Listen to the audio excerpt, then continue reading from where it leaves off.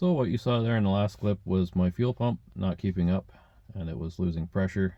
I discovered this on Dragway Rush when I was running the car a little bit low on fuel and was going lean on me in the upper RPMs on the track. Once I topped the car back up with fuel, starting to keep up a little better, but it still the whole time was not dropping down to the commanded 12.9 air fuel ratio that I had in the computer. It would drop down to 12.9 at first, and then it would slowly taper off to like a 14.2, as low as it would get for air fuel. So we're going to upgrade the fuel pump now and see if this solves the issue. Alright, fix my fuel issue. I picked up this fuel pump here. I've had this for a while. Just holding off on installing it because I didn't think I actually needed it yet. But here's the part number here. And we have it installed here as well, sitting down there in the bucket. Basically, I'll do a video on this one day, but you can pop these tabs out here and here. There's another one on the back side. Pop those out, and this piece slides out. Then you very carefully pull the inner piece out, and you can swap your fuel pump out. I also drilled a hole in the hat here for the wiring, because we're going to upgrade the wiring for the fuel pump all the way from the battery back. It says in the instructions for the fuel pump that requires a 20 amp fuse. I believe stock's only a 15, and I think it runs the injectors at the same time. So we're just gonna do a standalone wiring kit just to help keep the amperage up on it. So here's the wiring kit. I picked this up off of Amazon.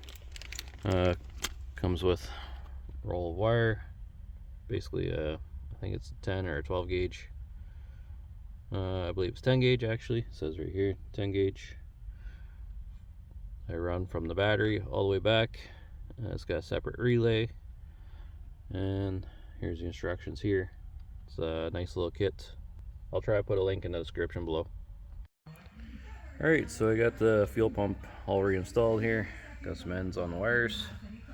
I did de-pin 2 wires for the old fuel pump connector. I just left those empty for now. So now I got to put this back in and take the signal wire from the fuel pump, which used to be the old power wire, but that's a new one on the relay. And then my thicker power wire goes here, then chassis ground, and another ground. So on the inside here, I just drilled a couple holes here to feed through the body. I'm just using these valve cover grommets I had kicking around. They fit in there nice, and then once that's in, I'll just run some silicone through the holes there to keep the wires in place and seal it all off nicely. So I just ran the wire for the fuel pump through here with the wideband wiring as well. That's been in there for a while, so just went through the boot and the firewall. I got it coming down under along the side here, and then to the back seat. And I'll probably put the relay back here. So I end up just bolting the relay in here for now. Seems to be far enough out of the way. Got some ground wires here, and the air wiring just kind of sitting here for now. I got to tidy that up, but it seems to be working pretty good, so I'm not too worried. And then my other wire is right under here. This is where it feeds off of. Same with my wideband, feeds off of there too. So go over the logs with you guys here in a second and show you how it works. So just reviewing the logs here, we are much better with the air fuel ratio. Still not dropping down quite to the 12.9 that we're looking at in the upper RPMs, but it's still much better than it was.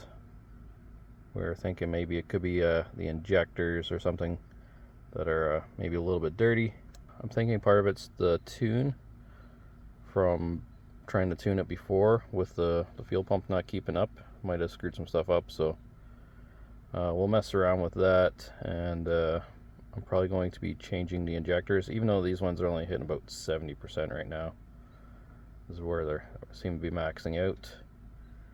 But we got some more mods on the way, so we're going to be changing the injectors anyways. So the car seems to be working much better now with the new fuel pump upgrade. It will certainly help for future mods. I'm also going to try to get fuel pressure tester back on it and just make sure fuel pressure is not dropping anymore. Make sure there's no issues there. We do have quite a few more mods in store for this thing, so make sure you guys stick around. I'm sure you guys will enjoy what's coming up. And once again, thanks for watching, and we will see you in the next one.